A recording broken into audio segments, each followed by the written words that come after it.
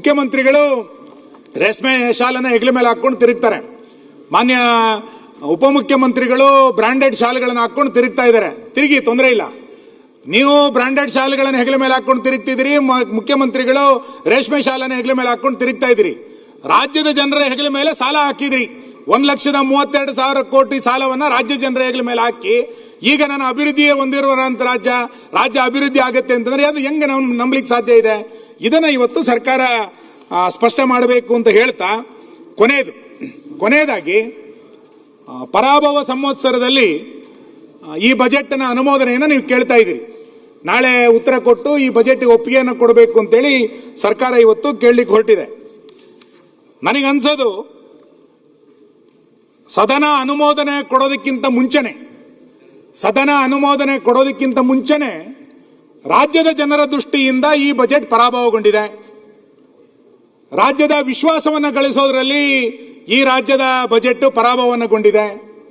ನಿರುದ್ಯೋಗಿ ಯುವಕರ ಕನಸಿಗೆ ಇದು ಪರಾಭವಗೊಂಡಿದೆ. ದಲಿತರ ನಿರೀಕ್ಷೆಗಳು ಪರಾಭವಗೊಂಡಿದೆ. ಮಹಿಳೆಯರ ಆಶೋತ್ತರಗಳು ಪರಾಭವಗೊಂಡಿದೆ. ರೈತರ ಭರವಸೆಗಳು ಪರಾಭವಗೊಂಡಿದೆ. ಶಾಸಕರ ವಿಶ್ವಾಸವನ್ನು ಗಳಿಸೋದ್ರಲ್ಲಿ ಈ ಬಜೆಟ್ ಪರಾಭವಗೊಂಡಿರುವಂಥದ್ದು. ಇವೆಲ್ಲವೂ ಬಿಡಿ, ರೈತರ ದೃಷ್ಟಿಯಿಂದ ಪರಾಭವ ಆಗಿದೆ, ಮಹಿಳೆಯರ ದೃಷ್ಟಿಯಿಂದ ಪರಾಭವ ಆಗಿದೆ, ಯುವಕರ ದೃಷ್ಟಿಯಿಂದ ಪರಾಭವ ಆಗಿದೆ, ದಲಿತರ ದೃಷ್ಟಿಯಿಂದ ಪರಾಭವ ಆಗಿದೆ, ಶಾಸಕರಿಂದ ಪರಾಭವ, ಎಲ್ಲದು ಬಿಡಿ. ಉಪಮುಖ್ಯಮಂತ್ರಿಗಳ ಪ್ರೀತಿ ಗಳಿಸೋದ್ರಲ್ಲೂ ಕೂಡ ಈ ಬಜೆಟ್ ಪರಾಭವಗೊಂಡಿರುವಂಥದ್ದನ್ನು ನಾನು ನೋಡ್ಲಿಕ್ಕೆ ಸಾಧ್ಯ ಇರಲಿಲ್ಲ. ಇಂಥ ಪರಾಭವಗೊಂಡಿರುವಂಥ ಬಜೆಟ್ ಅನ್ನ ಇಟ್ಕೊಂಡೇ ನೀವು ಹೋಗ್ತೀರಿ ಅಂತಾದ್ರೆ ಈ ಸದನ ಒಪ್ಪಿಗೆ ಆಗೋದಕ್ಕಿಂತ ಮುಂಚೆನೆ ಜನರಿಂದ ತಿರಸ್ಕಾರ ಆಗಿ ಪರಾಭವಗೊಂಡಿರುವಂಥ ಬಜೆಟ್ ಇದು. ಈ ಪರಾಭವದ ಬಜೆಟ್ ಮುಂದಿನ ಉಪಚುನಾವಣೆಯಲ್ಲೂ ಕೂಡ ನಿಮಗೆ ಪರಾಭವ ಆಗುತ್ತೆ. ನೀವೇನು ಹೇಳ್ತಾ ಇದ್ರಿ, 2033 ನಾವೇ ಬಜೆಟ್ ಮಾಡ್ತೀವಿ ಅಂತ ಹೇಳ್ತಾ ಇದ್ರಿ.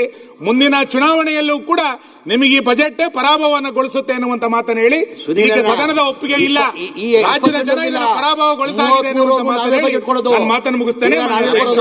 28 ನಾವೇ ಬರೋದು, 33 ನಾವೇ ಇರ್ತೀವಿ. ನಾರಾಯಣ ಸ್ವಾಮಿ. ಸನ್ಮಾನ್ಯ ಸಭಾಧ್ಯಕ್ಷರೇ,